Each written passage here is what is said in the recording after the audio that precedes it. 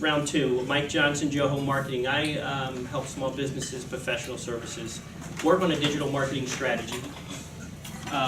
And my goal in doing that is, in working in print advertisement and going through the whole cycle of the transformation of marketing, what I found is, in my experience from working with a lot of small businesses, they always have a tendency to have the same challenges across all different spectrums, which is they just get bogged down. I mean, they're busy, they're running their business, they're trying to take care of their staff, their payroll, their operations, their job, their self. They learned a skill set and they're trying to do it. Then this new transformation came into place where we used to put money in print, do some stuff, and hope it would work, and people came in the door, and when we stopped advertising, it stopped working. Well, the transformation has come, and actually what I find now with small businesses having the biggest difficulty is how do I get better? How can I become more efficient? How do I manage my marketing? And I guess my presentation today would be a 150-foot view is why small businesses could benefit from a marketing company. The reason that I recommend a marketing company as opposed to a marketing specialist in one area is because most business owners don't have the time. They are so focused on all of the things they have to do. Well, if I had to have somebody handle my social media, if I had to have somebody handle my website, if I had to have somebody handle my content and blogging, and is my SEO working, all the things that kind of impact today's digital marketing strategy, you wouldn't have time to work with the people, let alone be able to stay ahead of the curve. So someone like me as a digital marketing specialist, what I try to do is provide a suite of solutions that help small businesses across all platforms with a single point of connection. So if you needed somebody to help you with a website, if you needed somebody to help you with social media, if you needed somebody to increase some search ranking visibility by blog content to your website, these are all services that I offer. Now, I don't do them all. I have people that are specialists in those areas that help you do them. What I realized is that's a lot easier for small businesses because they have a point of contact and they know how to get what they're trying to get accomplished. We provide a variety of services, and I'm just going to touch on a couple of them because they're constantly changing and constantly evolving. But the areas that I work on are web designs, SEO, which is search engine optimization. A lot of times you have a website, we're fixing it because it's not up to date. And a lot of times you don't have a website at all, and that's where we start. Updating your current content on your website. A lot of people have had a website that's been around for 5 or 6 years, haven't really done anything with it. It's not relevant anymore, it's not mobile friendly, it's not responsive, it's not doing the job it needs to do. So we kind of come in and address those areas. Email marketing might be a concern for somebody. Writing on your website, your specials and promotions, letting people know what's going on in your industry, how we might be able to help in delivering those assets for you to your client base. And then once everything is in place, moving it to the next level, which would be moving into search engine marketing. Because if you don't have a foundation, you shouldn't be spending money to advertise your business, meaning paid marketing services. Because it's a machine that the only time it works is when the faucet is on, and that means it's coming out of your pocket. So you use all the tools that are in place, and then you start capitalizing on the opportunities once your infrastructure and your business model has been really implemented and managed. So today, I would say, what do you think is the most important part of a marketing strategy? Anybody, what one thing do you think is most important? Visibility. Visibility. Visibility? Yeah. Anybody else? Yeah.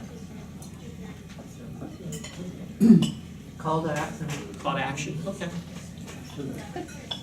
Anything else? Or we're all waiting for an answer. Okay. So the number one. Huh? I can't get the word. It's like respectability, but that's not really. It's like Integrity. Well, that's also Credibility. Credibility. Yeah. Okay. Very good. Okay. And so, what does all that relate to? Sales. It relates to a website. Trust. If you don't have a website that tells your story, nothing else matters. Social media doesn't do anything. It's a piece of something, but it's not the core of your business. If you don't have a brick and mortar, you're doing consulting or any type of contracted work, the only communication you have with the world is your website. So that has to be the paramount concern, the number one thing that's most important for making your business either stand out or not succeed. So I've put down 10 things, and I have some copies. If I don't have enough for everybody, I'll email you one. But I put down 10 things that I think are the most important things, in my perspective, for a well-effective designed website. And the number one I start off with is good visual design. And the reason I say good visual design, because a lot of people have done things in the past where they had some professional come in 10 years ago and built something, and they just never changed it. And it's not up to date, it's not relevant. The logo there, is the fonts that we're using today are different than the fonts we used in the past. It's easier to read, it's more easier for your eyes to kind of absorb the information. White space. You should never have a website that's so driven by information and content that people look at it and go, I'm not going to read all this because I don't have the time. So you're spoon feeding your client with information. So white space and good consistent messaging. And theme and color are important because you have to have a theme, and the theme has to be consistent throughout your website. The second piece would be good content that answers the question. The most important question is, for your consumer, what's in it for me? If I look at your website, if you can't tell me why I'm reaching you or what your message is, then you failed. And that's a waste of money and a waste of effort. So keywords and search engine optimization comes back in. It's not the same as having words on your website as having content on your website that actually tells somebody it in a way that they can digest it. You know, if I'm a repair shop, I don't say tune-ups, wheel alignments, and just put words on there, because that's not how people look for information. If you're not building, I provide services in these areas, and it's cohesive and it's simple and it's simplistic for a guy to get the message, not only is it not going to get picked up by search engines because they're too diluted of a word, but they're not going to get the value that they're required. Ease of navigation. A lot of people don't really pay attention to their website. Navigation is a big thing. Is your website information up to date? Are the links still good? Have you had links for years and you never paid attention to them and they're broken, the pictures are broken, and the information doesn't go to where it's supposed to go to? So that would be number 3, ease of navigation. Number 4, mobile friendly and responsive. Huge importance today because Google and all of the other search engines now are really kind of, being critical. If you're not delivering quality content on a vehicle in a methodology that your consumer can digest it and it works correctly, they're not going to encourage people to go to your site because you're not delivering what they need. Number 5, visual content, large photos. So what Judy does, what Chica does, I mean, those types of things are huge assets to a business because today's consumers just don't read as much anymore, right? They're like looking at pictures, they're taking little blips of videos, and they digest information in very spoon-fed type mentality. They're not somebody that wants to sit down and go, I'm going to look at all of this information. And remember, they're probably using a mobile phone, which means that if it's a smaller phone, and a lot of us, even though there are bigger hand phones, a lot of people still have the older one because they're not ready to make the upgrade, so they're trying to read all this information in a very small space. So if it's not short, concise, and to the point, you've lost your audience. The next one is calls to action. You should have calls to action throughout your website. It's imperative that, why am I here if it's not to do something? Your website is your crank. It's the machine that turns your prospect into a customer. If you don't give them a reason to go to the next step, they'll go somewhere else.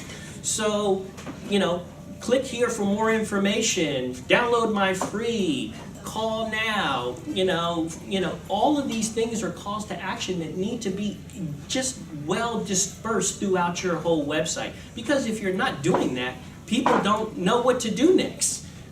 So it needs to be something easy for them to understand and navigate through.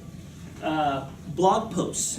Blog posts are very important because for a business, you have a website. And I don't want to get real technical because I try to keep things simple. If you have a website, there's things called bots and spiders that are going out and they're searching the internet and they're trying to find information. And the more relevant the information, the bots go and attach and connect. Oh, there's some new sourced information here. I didn't know this was here before. So now, when you talk about ranking on your website, what gives you better ranking is putting up new information periodically so that these bots are finding new information and content on your website. And if people are looking for that and you have it, they're going to direct them to you. So it's important to keep new and consistent information out there so that people are constantly resourcing your research. It's like going on LinkedIn. Everybody has a LinkedIn page, right? So when you go on your LinkedIn page and you turn off your broadcasting, you don't do anything, guess what? Nobody really notices you. You just shrink down. Minute you post something, boom, you're out in the spotlight again. Oh, he's back alive again. And so everybody starts to look at your site again. So if you just changed your name and then turned it off again, you just became relevant again because you made a change to your LinkedIn page. It's no different than your website. So it's the same relevance, and that's how you think about it.